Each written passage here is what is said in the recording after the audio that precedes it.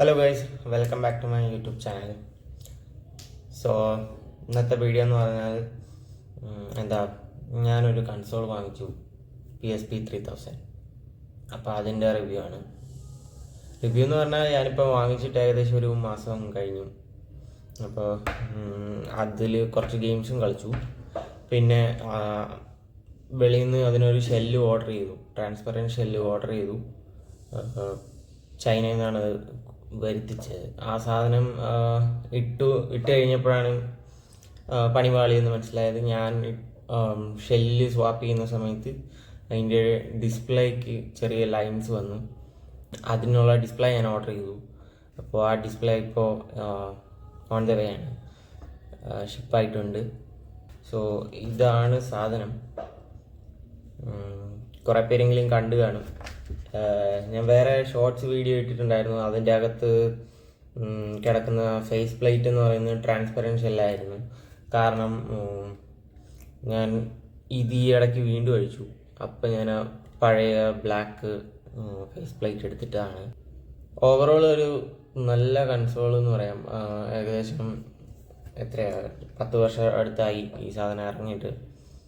അപ്പോൾ ഇപ്പോഴും OG PSP അതിൻ്റെ ക്വാളിറ്റി ഇപ്പോഴും കാണാനുണ്ട്. അപ്പോൾ ഇത് ഇറങ്ങിയ സമയത്ത് ഇതൊരു വൻ ഹിറ്റായിരുന്നു ഈ സാധനം. അപ്പോൾ എന്താ പറയുക, ഇവരുടെ തന്നെ 1000, 2000 മോഡൽസൊക്കെ ഉണ്ട്. ആ മോഡൽസ് കഴിഞ്ഞിട്ട് ഇറങ്ങിയതാണ് ഈ 3000.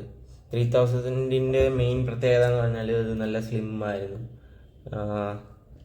സ്ലിം കൺസോളാണിത്. പിന്നെ 2 സ്റ്റോറേജ് ഓപ്ഷൻസ് ആണ് നമുക്കിതിൽ കിട്ടുന്നത്. ഒന്ന് ഒരു മെമ്മറി സ്റ്റിക്ക് ഡ്യുവോ എന്ന് പറഞ്ഞ് സോണിയുടെ തന്നെ സ്റ്റോറേജ് ഓപ്ഷൻ ഉണ്ടായിരുന്നു. പക്ഷേ ഇപ്പോൾ നമുക്ക് എക്സ്പാൻഡ് ചെയ്യാവുന്ന രീതിയിൽ അതിന് അഡാപ്റ്റേഴ്സ് കിട്ടിയിട്ടുണ്ട്. അപ്പോൾ ആ അഡാപ്റ്റേഴ്സ് യൂസ് ചെയ്തിട്ട് 256 GB വരെ നമുക്ക് ഇപ്പോൾ എക്സ്പാൻഡ് ചെയ്യാനുള്ള ഓപ്ഷൻ ഉണ്ട്. അപ്പോൾ ഇത് അതിൻ്റെ അഡാപ്റ്ററാണ്. ഇങ്ങനെ കാർഡ്. പിന്നെ സെക്കൻഡ് ഓപ്ഷൻ എന്ന് പറഞ്ഞാൽ ഒരു UMD ഡ്രൈവ് ആയിരുന്നു. അവരുടെ മെയിൻ ആ സമയത്തെ main game play option UMD വഴിയായിരുന്നു കൊടുത്തിരുന്നത്. ഏകദേശം 2 GB അടുത്ത് സ്റ്റോറേജ് വരുന്ന ഓരോ ഗെയിം CD ആയിരുന്നു UMD എന്ന് പറയുന്നത്. അപ്പോൾ ഈ UMD ആണ് നമ്മൾ PSPയിൽ ഗെയിം കളിക്കാനായിട്ട് യൂസ് ചെയ്തുകൊണ്ടിരുന്നത്. അപ്പോൾ അതിൽ ഒരു UMD ഇപ്പം എൻ്റെ കയ്യിലുണ്ട്. അത് GTAയുടെ ലിബർട്ടി സിറ്റി സ്റ്റോറീസിൻ്റെ ഒരു CD ആണ് എൻ്റെ കയ്യിലുള്ളത്. ഇതാണ് ആ CDയും കിട്ടി. അതിൻ്റെ കൂട്ടത്തിൽ അതിൻ്റെ പഴയ ബുക്കും ഉണ്ട്. ഇത്രയും വർഷം കഴിഞ്ഞിട്ടും കുഴപ്പമൊന്നുമില്ലാതെ അതിൻ്റെ ബുക്കുണ്ട്. ഇതിൻ്റെ കൂടെ ഒരു മാപ്പ് വരേണ്ടതാണ്. ആ മാപ്പ് കിട്ടിയില്ല. ഇതൊക്കെ ഈ സാധനം തന്നെ കിട്ടാൻ പാടാണ്. കാണാമെന്ന് വിചാരിക്കുന്നു അതിൻ്റെ ബോക്സ്. സോ ഇതാണ് സാധനം. ഇതൊക്കെ കിട്ടുക എന്ന് പറഞ്ഞാൽ തന്നെ പാടാണ്. ഇപ്പോൾ ഒന്നും അവൈലബിൾ അല്ല. പിന്നെ ഉള്ളതിനൊക്കെ നല്ല റേറ്റും ആയിരിക്കും. പക്ഷേ എനിക്ക് ഈ UMD 200 രൂപയ്ക്കാണ് കിട്ടിയത്. ഇതാണ് ആ ഡിസ്ക്, കാണാം. ഓക്കെ, ഈ സാധനം നമ്മൾ കൺസോളിൻ്റെ പുറകിൽ ഇമാതിരി ഇട്ടിട്ട് ഇടയ്ക്കുക. ഇപ്പോൾ നമ്മൾ ഓണാക്കുന്ന സമയത്ത് ഇത് കറങ്ങും, കാണാമല്ലോ. അപ്പോൾ ഈ കറങ്ങുന്ന കാണാൻ വേണ്ടിയിട്ടാണ് ട്രാൻസ്പെറൻറ്റ് ഷെല്ലാക്കിയത്. നല്ല രസമാണ് ഇത് ഇൻ പേഴ്സൺ കാണാനായിട്ട്. പിന്നെ ഈ ഷെല്ല് എങ്ങനെ ഉണ്ടെന്ന് ചോദിച്ചാൽ ഇതിൻ്റെ ഫേസ് പ്ലേറ്റും കൊള്ളാം, ബാക്ക് കവറും കൊള്ളാം. പക്ഷേ ഇതിൻ്റെ ബട്ടൺസ് ഒന്നും അത്ര ക്വാളിറ്റി ഒന്നുമില്ല. പുതിയത് മേടിച്ചാണെങ്കിലും ഒരു ക്വാളിറ്റി ഒന്നുമില്ല. പിന്നെ ഒറിജിനൽ ബാറ്ററിയാണെന്ന് തോന്നുന്നു ഇതിൽ കിടക്കുന്നത്. ചാർജറും ഇതിൻ്റെ കൂടെ തന്നെ കിട്ടിയായിരുന്നു. ഇപ്പോൾ രണ്ടും ഇത്രയും വർഷമായിട്ടും അത് ലാസ്റ്റ് ചെയ്യുന്നുണ്ട്. ഏകദേശം ഒരു 3-4 മണിക്കൂർ കളിക്കാൻ പറ്റുന്നുണ്ട്. അപ്പോൾ അത് തന്നെ ഒരു നല്ല കാര്യമാണ്. പിന്നെ ഡിസ്പ്ലേ എത്രമാത്രം കാണാമെന്ന് എനിക്കറിയില്ല. ഇതിൽ ആ ഇഷ്യൂ കറക്റ്റായിട്ട് കാണുമെന്ന് എനിക്ക് ഉറപ്പൊന്നുമില്ല. പക്ഷേ ഇവിടെ ഇതിൻ്റെ മുകളിലോട്ട് മൊത്തം ലൈൻസാണ്. അത് ക്ലിയറായിട്ട് കാണില്ല. ഗെയിം കളിക്കുമ്പോഴാണെങ്കിലും എന്തെങ്കിലും ടെക്സ്റ്റ് ഡിസ്പ്ലേ ചെയ്യുമ്പോഴാണെങ്കിലും പിങ്ക് കളറിൽ ഇപ്പോൾ ഇവിടെ കാണാവുന്ന അതുപോലെ മുകളിലോട്ട് ലൈൻസ് ഉണ്ട്. അപ്പോൾ അതാണ് ഇതിൻ്റെ ഇപ്പോഴത്തെ ഇഷ്യൂ. വൈഫൈ സപ്പോർട്ട് ചെയ്യുന്നുണ്ട്, പക്ഷേ വൈഫൈ പുതിയ സ്റ്റാൻഡേർഡ്സിനനുസരിച്ചുള്ള വൈഫൈ ഒന്നും സപ്പോർട്ട് ചെയ്യില്ല. പഴയ ഒന്നെങ്കിൽ ഓപ്പൺ വൈഫൈ നമ്മൾ ഇട്ട് കൊടുക്കണം, അല്ലെങ്കിൽ WPA2 അത്രയൊക്കെ വരെ സപ്പോർട്ട് ചെയ്യുള്ളൂ. ഇതിപ്പോൾ അവരുടെ ഓൺലൈൻ സർവീസസ് ഒന്നും കിട്ടാനില്ല. സോ നമുക്കിതിൽ പ്രത്യേകിച്ചൊന്നും ഓൺലൈൻ വഴി ചെയ്യാൻ പറ്റില്ല. FTP വഴി ഫയൽ നമുക്ക് അങ്ങോട്ടും ഇങ്ങോട്ടും ട്രാൻസ്ഫർ ചെയ്യാൻ പറ്റും. അതല്ലാണ്ട് ചില ഓൺലൈൻ ഫങ്ഷണാലിറ്റീസ് കിട്ടും, പക്ഷേ പഴയ ബ്രൗസറൊക്കെ ആയതുകൊണ്ട് അധികം യൂസ് ചെയ്യാൻ പറ്റത്തൊന്നുമില്ല. പിന്നെ ഉള്ളത് ഗെയിംസിൻ്റെ കാര്യം പറയുകയാണെങ്കിൽ പണ്ടത്തെ പോലെ UMD ഇട്ട് കളിക്കണമെന്നൊന്നും നിർബന്ധമില്ല. 256 GB വരെ ഇടാമെന്ന് പറഞ്ഞല്ലോ. അപ്പോൾ അത് അത്രയുള്ള കൂടിയ SD കാർഡ് ഇട്ട് കഴിഞ്ഞാൽ അതിനകത്ത് നമുക്ക് ഗെയിംസ് ലോഡ് ചെയ്യാം. പിന്നെ ഇതിലിപ്പോൾ ആർക്ക് 4 എന്ന് പറയുന്ന കസ്റ്റം ഫേംവെയർ ആണ് യൂസ് ചെയ്യുന്നത്. അപ്പോൾ അതുള്ളതുകൊണ്ട് തന്നെ ഇതിൽ കുറച്ച് മോഡിങ് ഓപ്ഷൻസ് നമുക്ക് കിട്ടുന്നുണ്ട്. തീംസ് വേറെ ഡിഫറെൻറ്റ് തീംസ് ഇടാൻ പറ്റും. പിന്നെ ഗെയിംസ് ലൈബ്രറി ഫയൽസിൽ നിന്ന് ലോഡ് ചെയ്യാൻ പറ്റും. അപ്പോൾ UMD ഇല്ലാതെ തന്നെ ഇതിൽ ഗെയിംസ് കളിക്കാൻ പറ്റും. കുറച്ചുകൂടെ ബാറ്ററി എഫിഷ്യൻ്റ് ആണ് അത്. പിന്നെ മ്യൂസിക്കിൻ്റെ കാര്യം പറയുകയാണെങ്കിൽ ഇതിൽ ഇൻബിൽഡ് ആയിട്ടൊരു DAC വരുന്നുണ്ട്. ഗെയിംസ് കളിക്കുമ്പം ഹെഡ്സെറ്റ് കുത്തി കളിക്കുവാണെങ്കിൽ നല്ല രസമാണ് കേൾക്കാൻ. PSPയുടെ കൂട്ടത്തിൽ പണ്ട് ഒരു ക്യാമറ ഇറങ്ങിയിട്ടുണ്ടായിരുന്നു, PSP 300 പിന്നെ ഒരു 450 എന്ന് പറയുന്ന ഇതും 2 ടൈപ്പ് ക്യാമറാസ് ഇറങ്ങിയിട്ടുണ്ടായിരുന്നു. അപ്പോൾ അത് രണ്ടും കണക്ട് ചെയ്യാനാണ് ഈ മുകളിലത്തെ USB മിനി പോർട്ട് കൊടുത്തേക്കുന്നത്.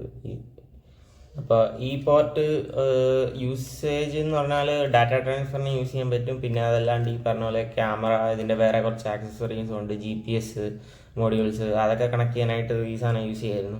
പക്ഷേ ഇപ്പോൾ അതൊന്നും കിട്ടാനില്ല. അതുകൊണ്ട് അതിന് പ്രത്യേകിച്ച് യൂസൊന്നുമില്ല. ഡാറ്റ ട്രാൻസ്ഫറിന് വേണമെങ്കിൽ ഗെയിംസൊക്കെ ഇതിലോട്ട് മെമ്മറി കാർഡ് ഇട്ടുകൊണ്ട് തന്നെ ട്രാൻസ്ഫർ ചെയ്യാനായിട്ടൊക്കെ യൂസ് ചെയ്യാൻ പറ്റും. USB മിനി വഴി ചാർജ് ചെയ്യാം, പക്ഷേ കൺസോൾ ഓൺ ആയിരിക്കണം, നല്ല ചാർജ് ആവുള്ളൂ. ഒരു DC ഇൻ പോർട്ട് കൊടുത്തിട്ടുണ്ട്. അപ്പോൾ ഇതുവഴി ചാർജ് ചെയ്താൽ ഫാസ്റ്റ് ചാർജിങ് പോലെ ഏകദേശം 2-3 മണിക്കൂറും കൊണ്ട് ഫുൾ ചാർജ് ആവും. പിന്നെ അത് കഴിഞ്ഞൊരു 4-5 മണിക്കൂർ ഒക്കെ ഗെയിം കളിക്കാം. അത്രയും കപ്പാസിറ്റി ഇതിൽ കിട്ടുന്നുണ്ട്. ഇതിൻ്റെ സ്പീക്കേഴ്സാണ് എനിക്ക് കുറച്ച് ഇതായിട്ട് തോന്നിയത്. നമ്മൾ സൗണ്ട് ഇല്ലാത്തടത്ത് വല്ലതും ഒക്കെയാണ് ഇരിക്കുന്നതെങ്കിൽ അത്യാവശ്യം ഓഡിയോ കേൾക്കാം. അതല്ലാണ്ട് എവിടെ ഫാൻ പോലും ഇട്ട് കഴിഞ്ഞാൽ ഇതിൻ്റെ ഒച്ച കേൾക്കാനൊന്നും പറ്റത്തില്ല. വലിയ സൗണ്ട് ഒന്നും തരുന്നില്ല ഈ സാധനം. പിന്നെ ഓവറോൾ ഞാൻ വാങ്ങിച്ച യൂണിറ്റിന് വലിയ കുഴപ്പമൊന്നുമില്ലായിരുന്നു. അതുകൊണ്ട് എനിക്ക് കുറച്ച് ഗെയിംസൊക്കെ കളിക്കാൻ പറ്റി. പണ്ടത്തെ God of war, chains of Olympus, പിന്നെ ഇപ്പം ഞാൻ ഗോസ്റ്റ് ഓഫ് സ്പാർട്ട കളിക്കുന്നു. പിന്നെ നമ്മുടെ NFS, അസാസിൻ ക്രീഡ്, ഇതൊക്കെ ഇതിൽ പണ്ട് എങ്ങനെയാണ് അവർ കളിക്കാനായിട്ട് ഉദ്ദേശിച്ചിരുന്നത്, എന്ത് കൺസോളിലാണോ അത് കളിക്കാൻ ഉദ്ദേശിച്ചിരുന്നത്, ആ സാധനം നമ്മുടെ കയ്യിലുണ്ട്. ഇപ്പോൾ ഫോണിൽ എമുലേറ്റർ ഇട്ട് കളിക്കുന്നതൊക്കെ ഓക്കെ, ഇല്ലാത്തവർക്ക് അതിൽ കളിച്ച് കംപ്ലീറ്റ് ആക്കാം. പക്ഷേ ഇതിൽ കളിക്കുന്ന ഫീല് വേറെ ആണ്. പിന്നെ ഫോണിൻ്റെ ഡിസ്ട്രാക്ഷൻ ഇല്ല. നമ്മൾ ഇടയ്ക്ക് വേറെ എന്തെങ്കിലും ആപ്ലിക്കേഷൻ എടുക്കാനോ അതൊന്നും ഇതിൽ പറ്റില്ല. അപ്പോൾ അതുകൊണ്ടൊരു ഫുൾ ഐസൊലേറ്റഡ് ഫീലാണ്. കളിച്ചുകൊണ്ടിരിക്കുകയാണ്, അതിൻ്റെ ഇടയ്ക്ക് വെച്ച് എവിടെ വെച്ച് വേണമെങ്കിലും ഓഫാക്കിയിട്ട് പോകാം. ഓക്കെ, ആ ഓഫാക്കിയിട്ട് പോകുന്നിടത്തു നിന്ന് തന്നെ നമുക്ക് ഗെയിം റീസ്റ്റാർട്ട് ചെയ്യാം. തിരിച്ച് ഓണാക്കുമ്പോൾ അവിടെ നിന്ന് തന്നെ വരും. അല്ലാണ്ട് നമ്മൾ വീണ്ടും ലോഡ് ചെയ്യിക്കണം, അങ്ങനെ പ്രത്യേകിച്ച് വെയിറ്റിംഗ് ടൈമോ കാര്യങ്ങളോ ഒന്നുമില്ല. അതാണ് ഇതിലെനിക്ക് മെയിനായിട്ട് ഇഷ്ടപ്പെട്ടത്. കാരണം ഇപ്പം എങ്ങനെയാണ് നമ്മൾ പ്ലേ സ്റ്റേഷനൊക്കെ യൂസ് ചെയ്യുന്നത്, അതുപോലെ പെട്ടെന്ന് ഗെയിം കളിക്കുക എന്നുള്ള ഇത് മാത്രമാണ് ഇതിൻ്റെ യൂസേജ്. അത് കളിക്കണം എന്ന് തോന്നി, അപ്പോൾ അതേപടി വന്നിരുന്നു, സാധനം എടുത്ത് ഓണാക്കി കളിച്ചു, അത്രേ ഉള്ളൂ. പിന്നെ പാട്ട് കേൾക്കാനും നല്ലതാണ്. ഇതിൽ മ്യൂസിക് ലോഡ് ചെയ്യണമെന്നേ ഉള്ളൂ. നമുക്ക് ഓൺലൈൻ പ്ലേ ഒന്നും സപ്പോർട്ട് ചെയ്യില്ല, പറഞ്ഞല്ലോ, ബ്രൗസറൊന്നും അത്ര ഇതല്ല. അപ്പോൾ കുറച്ച് മ്യൂസിക് ഇതിൽ ലോഡ് ചെയ്തിട്ട് കഴിഞ്ഞാൽ എവിടെ പോകുമ്പോഴും കേൾക്കാം. നല്ല ഓഡിയോ ക്വാളിറ്റിയാണ്. അതൊക്കെയാണ് ഇപ്പോൾ പ്രത്യേകിച്ച് ഇതിനെക്കുറിച്ച് പറയാനുള്ളത്. പിന്നെ ഈ ഫേസ് പ്ലേറ്റ് എങ്ങനെയുണ്ട് എന്ന് നോക്കിയിട്ട് നിങ്ങൾ താഴെ ഒന്ന് കമൻറ്റ് ഇടും. ഞാൻ ഇട്ട 2-3 ഷോർട്സ് വീഡിയോ ഞാൻ ഇതിൽ ഇട്ടായിരുന്നു. അപ്പോൾ അതിനൊക്കെ അത്യാവശ്യം നല്ല റീച്ച് കയറി. അതുകൊണ്ടാണ് ഞാൻ പിന്നെയും ഒരു ഇച്ചിരി ലെങ്തി ആയിട്ടുള്ള വീഡിയോ ഇടാമെന്ന് വിചാരിച്ചത്. എനിക്കറിഞ്ഞുകൂടാ, ഞാൻ ഇങ്ങനെ ആദ്യമായിട്ടാണ് വീഡിയോ ചെയ്യുന്നത്. ഇപ്പോൾ എന്തെങ്കിലുമൊക്കെ ഫീഡ്ബാക്ക് ഒക്കെ ഉണ്ടെങ്കിൽ നിങ്ങൾ താഴെ കമൻ്റ് ഇടുക. പിന്നെ എന്താ, അത്രയൊക്കെ ഉള്ളൂ ഇതിനെക്കുറിച്ച് ഇപ്പോൾ പറയാൻ. എന്തെങ്കിലും ഡൗട്ട്സ് കാര്യങ്ങളൊക്കെ ഉണ്ടെങ്കിൽ താഴെ ചോദിക്കുക, ഞാൻ അതിന് റെസ്പോൺസ് തരുന്നതായിരിക്കും. പിന്നെ ഇത് ഞാൻ എവിടെ നിന്നാണ് വാങ്ങിച്ചത്, ഇതിൻ്റെ ഷെല്ല് എവിടെ നിന്നാണ് വാങ്ങിച്ചത്, ഇതെങ്ങനെ സ്വാപ്പ് ചെയ്യാം, ആരുടെയും കയ്യിൽ PSP ഉണ്ടെങ്കിൽ അവർക്ക് എങ്ങനെ ഇതിൻ്റെ ഷെല്ല് സ്വാപ്പ് ചെയ്യാം അല്ലെങ്കിൽ ഡിസ്പ്ലേ സ്വാപ്പ് ചെയ്യാം, ഇങ്ങനെയുള്ള കാര്യങ്ങൾ ഡൗട്ട് ഉണ്ടെങ്കിൽ ചോദിച്ചാൽ മതി, ഞാൻ പറഞ്ഞുതരാം. അപ്പോൾ അത്രയൊക്കെ ഉള്ളൂ ഈ വീഡിയോയിൽ. വേറെ എന്താ എനിക്ക് പറയേണ്ടതെന്ന് അറിഞ്ഞുകൂടാ. നല്ലൊരു കൺസോളാണ്, ഞാനിതിലിപ്പോൾ ഗെയിം കളിക്കുന്നുണ്ട്. അപ്പോൾ ഗെയിം കളിക്കുന്നതാണെങ്കിൽ അതാണെങ്കിലും പറഞ്ഞാൽ മതി. എന്തെങ്കിലും കുറച്ച് വീഡിയോസ് ഞാൻ അപ്ലോഡ് ചെയ്യാം അതിനെക്കുറിച്ച്. അപ്പോൾ അത്രയൊക്കെ ഉള്ളൂ ഗൈസ്. Thanks for watching. അടുത്ത വീഡിയോയിൽ കാണാം. ബൈ.